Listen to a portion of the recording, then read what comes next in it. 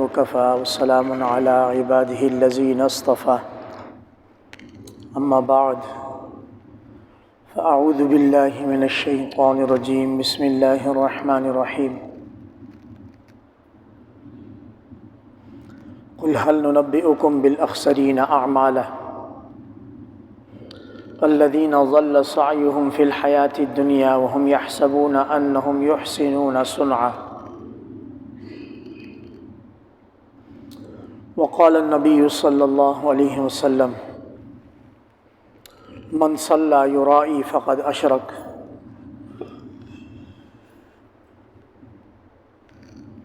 آمنت بالله صدق الله العظيم وصدق رسوله النبي الكريم ونحن على ذلك من الشاهدين والشاكرين والحمد لله رب العالمين۔ معزز سامعین کرام، السلام علیکم ورحمۃ اللہ وبرکاتہ۔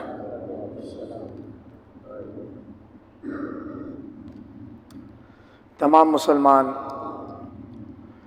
اعمال سے بھرپور ایک لبریز مہینہ گزارنے کے بعد عید کی خوشیوں میں مصروف ہیں اور تھوڑا تھوڑا رمضان مبارک کو یاد بھی کر رہے ہیں۔ رمضان میں یہ ہوتا تھا، یہ ہوتا تھا، یہ ہوتا تھا۔ یہ ایک ایمانی دل کی کیفیات ہے کہ وہ اللہ کے حکم کو اور اللہ کے حکم کو بجا لانے کو اس طرح یاد کیا جاتا ہے۔ ایسی مثالیں جیسے کوئی فرض حج پہ جاتا ہے اور حج ادا کرنے کے بعد واپس آتا ہے تو اس کو وہاں کے احوال یاد آتے ہیں کہ مکہ میں یہ ہو رہا تھا، مینا میں یہ ہو رہا تھا، مینا، مزدلفہ، عرفات۔ تو یہ ایمان کی ایک کیفیت کا نام ہے۔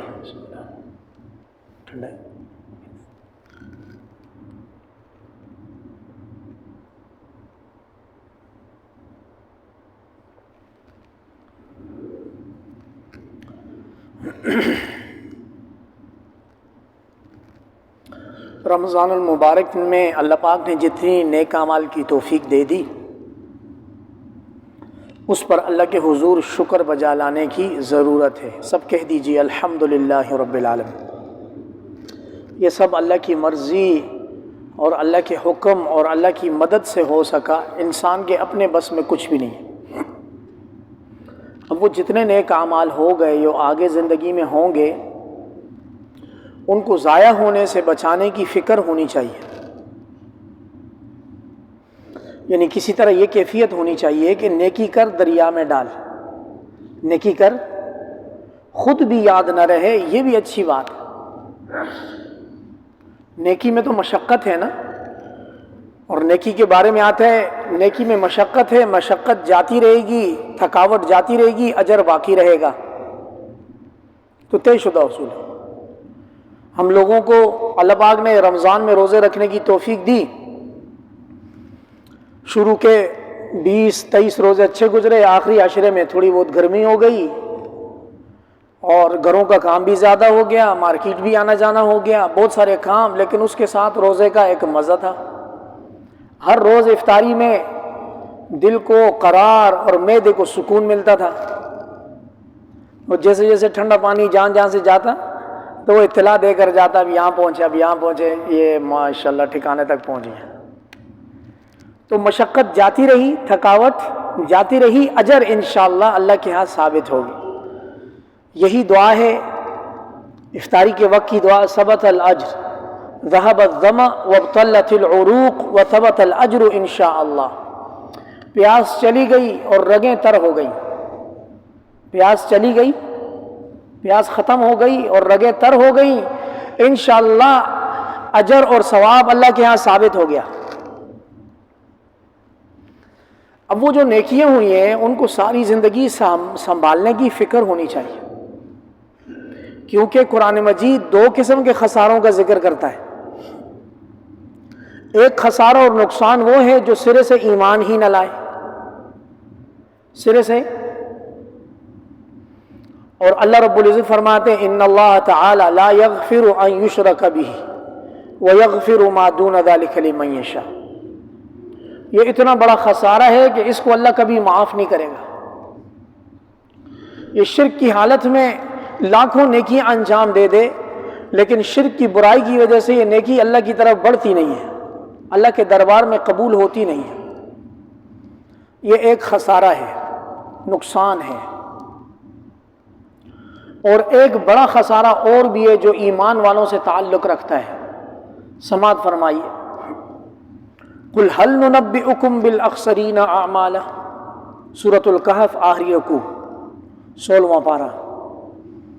میرے محبوب کہہ دیجئے کیا ہم آپ کو خبر نہ دیں ان لوگوں کے بارے میں جو خسارے کے حساب سے زیادہ ہیں، ان کا عمل ضائع ہو گیا۔ الذین ضل سعیہم فی الحیاۃ الدنیا، جن کی کوشش دنیا میں ضائع ہو گئی۔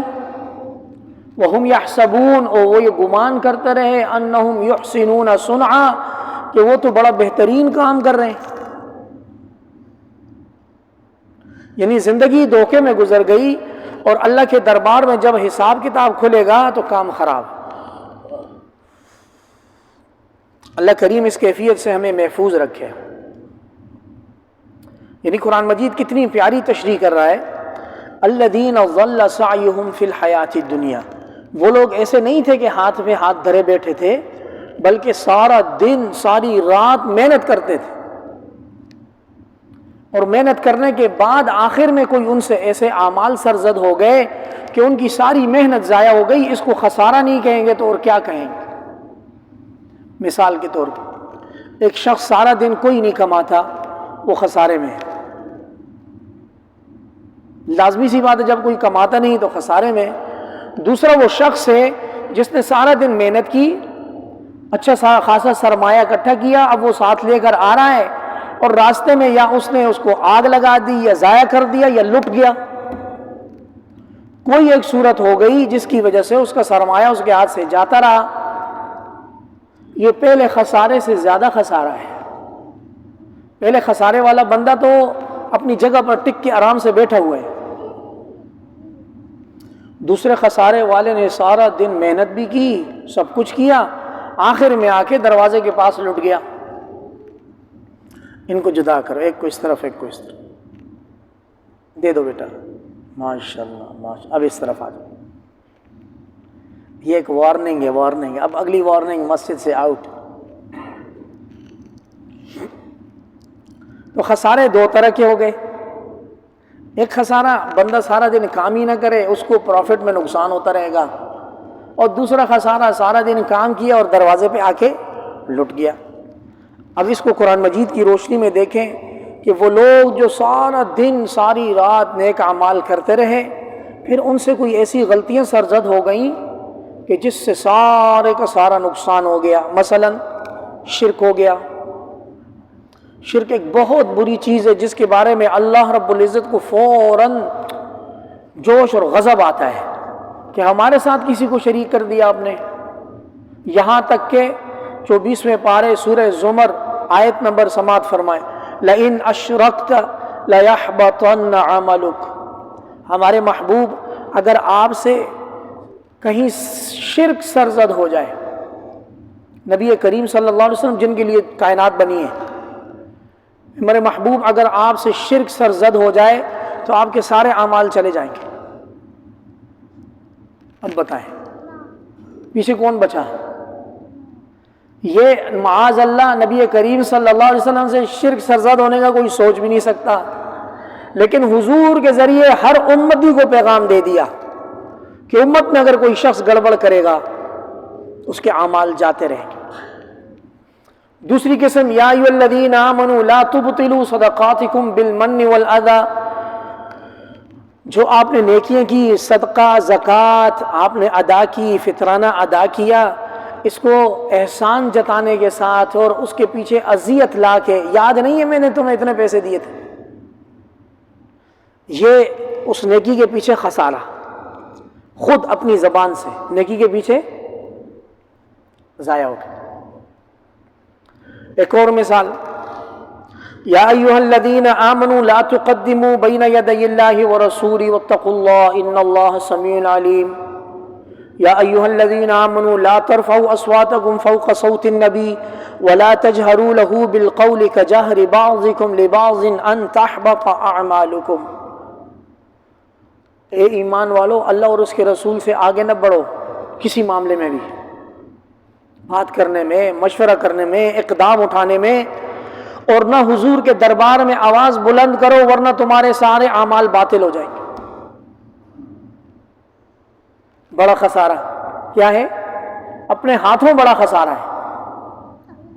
اسی طرح نبی کریم صلی اللہ علیہ وسلم کے فرمان لا یؤمن، اس کا ایمان کامل نہیں رہتا جس کا پڑوسی اس کی ایذا رسانیوں سے محفوظ نہیں ہوتا۔ اب ایمان لایا ہے، اپنے گھر میں اعمال کیے ہیں، روزے تراویح سب کچھ کیا ہے، لیکن ساتھ والے پڑوسی کو تکلیف ہے، حضور فرماتے ہیں لا یؤمن، یہ کامل ایمان والا ہو نہیں سکتا۔ یہ اپنے ہاتھوں کا خسارہ۔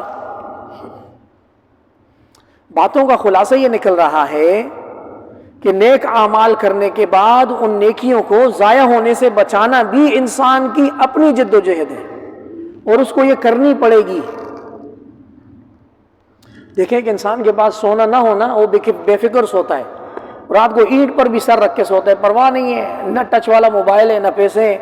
رات کو اگر خدا نخواستہ کوئی آئے گا اس کو بولیں گے بھائی تھوڑا سا مجھے دے کے چلا جا، میرے پاس تو کچھ بھی نہیں ہے۔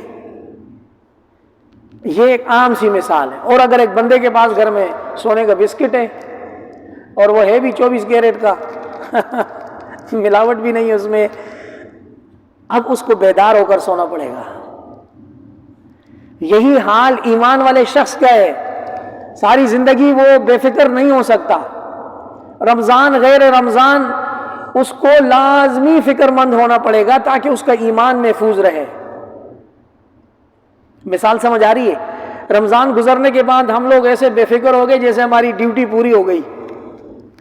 نہیں بھائی، جب تک یہ سانس آ رہی ہے تب تک اللہ کی بندگی ہے۔ رمضان تو ایک گولڈن چانس تھا جو پچھلے 11 مہینے میں ہم نے کیا، اللہ پاک نے اس کو سب کو دھو دیا انشاءاللہ۔ اب جو نئے سرے سے زندگی شروع ہوئی ہے اس میں بہت ساری خرافات نے آنا ہے، بہت سارے فتن نے آنا ہے، آزمائشوں نے آنا ہے۔ اس کے لیے ایمانی طور پر، جسمانی طور پر تیار رہنا ہے، اللہ سے سلامتی مانگنی ہے، یا اللہ عافیت دارین عطا فرما، اور روزمرہ کی زندگی میں نیکی انجام دینے کے بعد اس کو محفوظ رکھنا ہے۔ ہمارے دل و دماغ میں غلطی ہے، اور وہ غلطی کہاں سے ہے میں اس کی بھی نشاندہی کرتا ہوں۔ ہمارے ذہنوں میں یہ بات ہے کہ موت آئی تو انسان فنا ہو جائے گا، موت آئی تو انسان فنا ہو جائے گا۔ یہ بہت بڑی غلطی ہے، اور یہ غلطی مشرکین سے آتی ہے۔ شرک والوں کے ہاں بہت سارے جنم بھی ہیں، بہت سارے ان کے فلسفے ہیں، کوئی ایک سیٹسفائیڈ نہیں ہے۔ وہ کہتے ہیں موت ہوئی معاملہ ختم، اب آگے کچھ اور ہوگا نہیں ہوگا کچھ نہیں پتا۔ یہی مشرکین مکہ کہتے تھے اَإِذَا كُنَّا عِظَامًا وَرُفَاتًا أَإِنَّا لَمَبْعُوثُونَ خَلْقًا جَدِيدًا، کیا جب ہم مر کھپ کے ہڈیاں بوسیدہ ہو جائیں گی اور ہم مٹی کے ساتھ مٹی ہو جائیں گے تو کیا پھر ہمیں دوبارہ زندہ کیا جائے گا؟ قُلْ كُونُوا حِجَارَةً أَوْ حَدِيدًا، نبی کریم صلی اللہ علیہ وسلم کو اللہ فرماتے ہیں ان سے کہو انسان کی ہڈی اور مٹی سے دوبارہ بنانا آسان ہے، چلو تم مرنے کے بعد لوہا ہو جاؤ یا اس سے بڑی چیز بن جاؤ، اللہ اس لوہے اور بڑی چیز سے پھر دوبارہ تمہیں انسان بنائے گا۔ فَسَيَقُولُونَ مَتَىٰ، اب کہیں گے یہ کب ہوگا، ہماری آنکھوں کے سامنے تو نہیں ہوتا۔ قُلْ عَسَىٰ أَن يَكُونَ قَرِيبًا، میرے محبوب کہہ دیجئے کہ یہ سارا ایکشن اور ری ایکشن بہت جلدی ہونے والا ہے، اتنا دور نہیں ہے۔ تو یہ فلسفہ انسان کے ذہن میں کہ مر کھپ گئے تو ختم ہو جائیں گے، یہ ایڈاپٹ شدہ ہے شرک سے، اہل مشرکین سے۔ مسلمانوں کی تو اصل زندگی آنکھ بند ہونے کے بعد شروع ہوئی۔ مسلمان کا کانسیپٹ یہ ہے کہ اس زندگی کی کرنسی ہے، نوٹ ہے، سونا چاندی ہے، اور ایک آخرت کی زندگی کی کرنسی ہے، اور ایک آخرت کی زندگی کا خسارہ ہے۔ آخرت کی زندگی کی کرنسی نیکی ہے، نیکی حسنہ، ربنا آتنا فی الدنیا حسنہ وفی الآخرۃ حسنہ، یہ کرنسی آخرت کی کرنسی ہے جو اللہ کے دربار میں چلے گی۔ اور وہاں کا کھوٹا پن اور خسارہ بدی اور برائی ہے، گناہ ہے، وہ ایسے کھائے گی اس نیکی کو جیسے آگ کھاتی ہے سوکھی لکڑی۔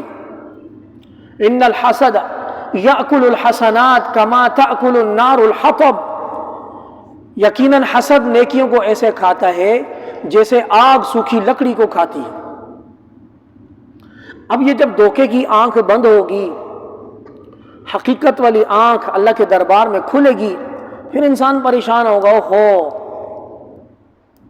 یا لیتنی لم اوت کتابیہ، ہائے رے کاش مجھے میرا نامہ اعمال دیا ہی نہ جاتا، ہائے رے کاش مجھے میرا نامہ اعمال دیا ہی نہ جاتا، کیونکہ میرا نامہ اعمال میرے بائیں ہاتھ میں آیا۔ بائیں ہاتھ میں آنے کا مطلب یہ ہے کہ اب تو کام خراب ہو گیا۔ آج کی بات کا حاصل یہ نکلا کہ نیکی کرنے کے بعد اس کو سنبھالنا ایک بڑا کمال ہے۔ اللہ کریم نیکی کرنے کے بعد اس کو سنبھالنے کی توفیق عطا فرما دے، اور اس کا حاصل یہ بڑی آسان سی مثال ہے، نیکی کر دریا میں ڈال، بھول جا۔ اور ایک دوسرا اصول، اپنے ذمے جو حقوق ہیں وہ ادا کیے جا کیے جا کیے جا، اور آپ کے ذمے جو دیگر لوگوں پر حقوق ہیں جو آپ کو ملنے ہیں ان کو بھولے جا بھولے جا بھولے جا۔ زندگی آسان ہے انشاءاللہ۔ آپ کے ذمے جو چیزیں لازم ہیں وہ ادا کیے جا، اور دوسروں کے حقوق ہیں جو آپ کے ان کے سر پر ہیں وہ نہ بھی ادا کریں، کوئی بات نہیں، اللہ بڑا مالک ہے۔ میں کئی دفعہ ضمناً یہ بات عرض کر چکا ہوں کہ اللہ پاک نے جو 8ویں پارے میں فرمایا من جاء بالحسنہ، یہ نہیں فرمایا من عمل بالحسنہ۔ میں اردو میں ترجمہ کروں، اللہ پاک نے یہ فرمایا ہے کہ جو ہمارے پاس نیکی لے کر آئے گا، یہ نہیں فرمایا کہ جو نیکی کرے گا، نیکی انجام دے گا، یہ نہیں فرمایا، بلکہ بڑی ایک لطیف سی بات ارشاد فرمائی ہے، جو ہمارے دربار میں نیکی کر کے لائے گا۔ اس کا مطلب یہ ہے کہ نیکی کرنے کے بعد اگلے کچھ مراحل ایسے ہیں کہ جس میں انسان اپنی زبان سے، اپنے اعمال سے اپنی نیکی برباد کرتا ہے۔ تو گویا نیکی کرنی بھی ہے، اس کو اپنے اکاؤنٹ میں سیو بھی کرنا ہے اور اللہ کے دربار تک پہنچانا ہے۔ یہ بڑے کام ہے۔ یہ اس وقت ممکن ہے کہ جب نیکی اخلاص کے ساتھ، یا اللہ اس نیکی کا دنیاوی کوئی مقصد نہیں ہے، یہ جتنی بھی نمازیں، روزہ، صدقات، زکوٰۃ، یہ سب کچھ جو کچھ ہو گیا، یا اللہ یہ آپ کی توفیق سے تھا، اس کو قبول فرما لو، اور پھر بھول کے گو فارورڈ، اگلے کام کرنے کے لیے چلنا۔ اب جب کوئی ایک نیکی اللہ کے دربار میں بچا کے لائے گا، اب اللہ کی رحمت کو جوش آئے گا۔ فرمایا من جاء بالحسنہ فلہ عشر امثالہا، کوئی ایک نیکی بچا کر ہمارے دربار میں لائے، ہم کم از کم 1 کا 10 دیں گے، کم از کم 1 کا۔ یہ اللہ کا ایک نارمل قانون ہے۔ جیسے آپ سب حضرات کے علم میں معراج کی رات میں 50 نمازیں ہوئیں فرض، پھر حضور صلی اللہ علیہ وسلم نے حضرت موسیٰ علیہ السلام کے مشورے سے کم کروائیں یہاں تک کہ 5 رہ گئیں۔ تو 5 پر جب نبی کریم صلی اللہ علیہ وسلم نے رضامندی کا اظہار کیا تو اللہ کی طرف سے اعلان ہوا، میرے محبوب یہ پڑھنے کی 5 ہیں اور ثواب کی 50 ہیں۔ پڑھنے کی 5 اور 1 کا 10 اور 5 ملٹیپلائی بائی 10 50۔ پڑھنے کی 5 ہیں اور اجر جزا اور ثواب کے حساب سے 50 ہیں، اور واللہ یضاعف لمن یشاء، اس میں کوئی اخلاص، تقوی، للہیت ایڈ کرے گا، اللہ رب العزت اس کو گنتی سے ماورا کرے گا۔ تو بات کا حاصل یہ نکل رہا ہے، آپ لوگ بھی رمضان گزارنے کے بعد ماشاءاللہ اپنی اپنی چھٹیوں میں کوئی جا رہا ہے، کوئی آ رہا ہے، کوئی انجوائے کر رہا ہے، اللہ کریم سب کو سلامت رکھیں، گناہوں سے محفوظ رکھیں۔ یہ ایک تہوار تھا عید کا جو اللہ پاک مسلمانوں کو خوشی کے لیے عطا کرتا ہے۔ اللہ گواہ ہے، اس عید کو اہل غزہ کی وجہ سے خوشی منانے کا کوئی دل نہیں کر رہا کسی کا، لیکن عید والے دن عید میں خوشی کا اظہار کرنا اللہ کا حکم ہے، انسان کی مجال نہیں ہے، اس لیے ہم نے عید بھی منائی، عید مبارک بھی بولی، سب کچھ ہوا، لیکن اپنی اصل زندگی کو بھولنا نہیں ہے۔ اور یہ خیال کہ انسان کی آنکھ بند ہوئی تو انسان فنا ہو جائے گا، انسان تو اصل میں شروع وہاں سے ہوگا جب اس کی آنکھ بند ہوگی۔ انسان کا تو کام اصل میں شروع وہاں سے ہوگا جب اس کی یہ دنیاوی آنکھ بند ہوگی۔ آپ نے روزے کے فضائل میں سنا ہوگا کہ اللہ رب العزت روزانہ جنت کو تیار فرما کر اہل جنت میں حوروں کو اور دیگر کو اشارہ فرماتے ہیں کہ قریب ہے کہ میرے بندے دنیا کی مشقتیں اپنے کندھوں سے اتار کر راحت اور سکون کے لیے جنت میں حاضر ہو کر جنت میں افطاری کریں گے۔ کیا مقصد ہے؟ ان ساری باتوں کا مقصد یہ ہے کہ یہ سب عارضی ہے، یہ امتحان گاہ ہے، ایگزامینیشن ہال ہے، اور کوئی بھی ایگزامینیشن ہال میں ہمیشہ نہیں رہتا، 3 گھنٹے 4 گھنٹے 2 گھنٹے کا ٹائم ہوتا ہے، اس کے بعد وزل بجتی ہے، بھائی پیپر جمع کراؤ اور نکلو آگے۔ پھر سب کا رزلٹ آتا ہے، اور رزلٹ میں کوئی پوزیشن لیتا ہے، کوئی فیل ہوتا ہے۔ اللہ کریم ہمیں فیل ہونے والوں میں سے نہ فرمائے۔ ایک حدیث شریف سنا کر میں اپنی بات مکمل کرتا ہوں۔ ہماری آج کی ساری بات کا حاصل یہ نکلا کہ نیکیوں کو ضائع ہونے سے بچانا ہے۔ میں نے عید والے دن عید کا پیغام یہ دیا تھا کہ ہم میں سے کوئی شخص عام نہیں ہے اللہ کی نگاہ میں، ہم میں سے ہر شخص اللہ کی نگاہ میں خاص ہے۔ اللہ کے آکسیجن کے خزانوں سے آکسیجن لیتا ہے، سورج سے وہ روشنی لیتا ہے، چاند سے وہ مدد لیتا ہے، دن میں وہ کام کرتا ہے، اللہ کی بنائی، رات میں وہ آرام کرتا ہے، صبح شام اللہ کے خزانوں کو استعمال کرتا ہے، تو وہ کیا عام آدمی ہے؟ اَيَحْسَبُ الْإِنسَانُ أَن يُتْرَكَ سُدًى، کیا انسان نے یہ گمان کر دیا کہ اس کو ویسے ہی چھوڑ دیا جائے گا؟ اتنی ساری فیسلٹیز دینے کے بعد اس کو چھوڑ دیا جائے گا؟ ہم اگر کسی کو امپلائی رکھتے ہیں اور اس کو تنخواہ پر رکھتے ہیں تو کیا ہم اس سے رپورٹ نہیں لیتے؟ ہاں میرے بھائی کیا کیا؟ بعض اوقات تو ہم اس کی چمڑی ادھیڑتے ہیں، وہ آپ کو ہم پیسے دیتے ہیں، تنخواہ دیتے ہیں، کام کر رہے ہو نہیں کر رہے؟ تو یہ اللہ کے خزانوں سے جو انسان پیدا ہونے سے لے کر آخری سانس تک لیتا ہے، تو وہ کیا عام آدمی ہے؟ کیا عام آدمی ہرگز نہیں ہے۔ ہاں گناہوں کی وجہ سے اس نے اپنے آپ کو اللہ کی نگاہ میں گرا دیا، یہ الگ بات ہے۔ تو رمضان کے بعد اپنی زندگی کو گناہوں میں ضائع قطعاً نہیں کرنا۔ وہ جو پیٹرن، جو ایک روحانی کورس اللہ نے کروایا تقوی کا، لازمی بات ہے اس کو کوئی نہ کوئی اثر ہر انسان پر آتا ہے، اس اپنے اثر کو باقی رکھ کر اللہ کی بندگی میں جد و جہد کر کے، تاکہ اگلے سال اللہ پاک جب رمضان دیں تو ہماری ترقی وہاں سے آگے شروع ہو، یہ نہ شروع صفر سے دوبارہ سٹارٹ۔ اللہ کی رحمت کا کنارہ کوئی کنارہ نہیں ہے، بے کنار سمندر ہے۔ اللہ بخشش بھی فرماتے ہیں، اللہ موقع بھی دیتے ہیں، سب کام اللہ رب العزت کرتے ہیں۔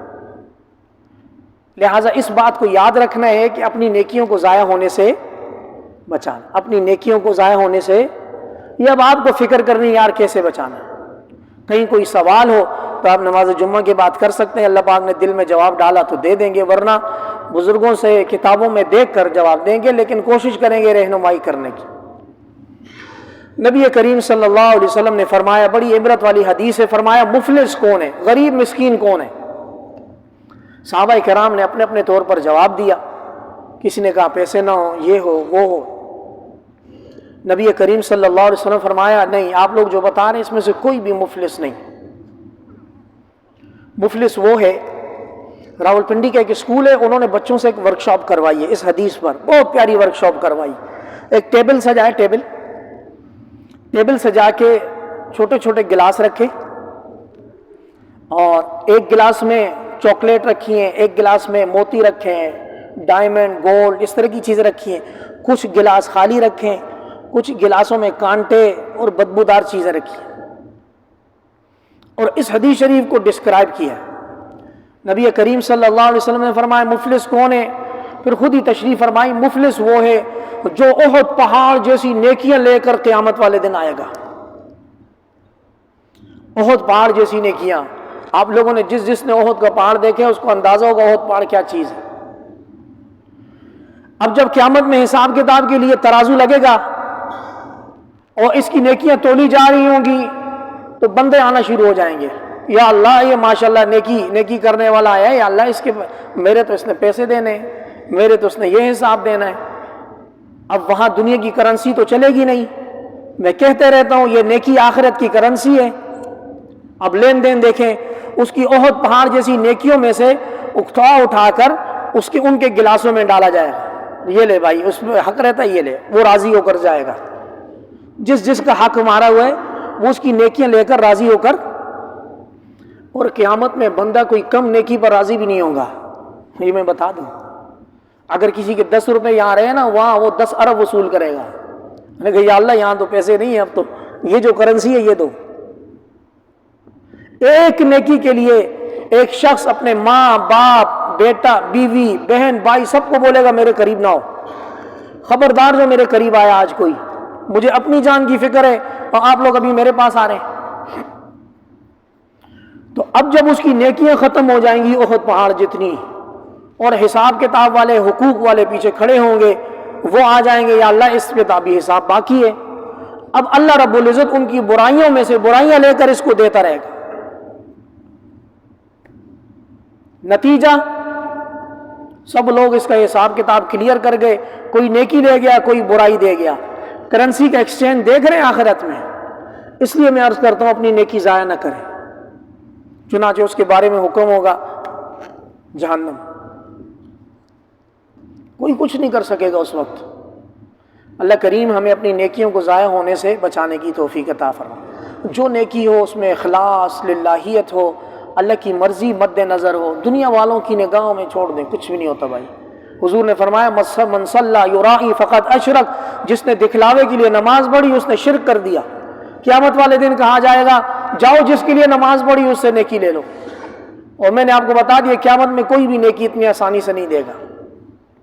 اللہ کریم ہمیں اپنی نیکیوں کو ضائع ہونے سے اور ضائع کرنے سے بچانے کی توفیق عطا فرما دے۔ وآخر دعوانا ان الحمد للہ رب العالمین۔ سنتیں ادا کیجیے۔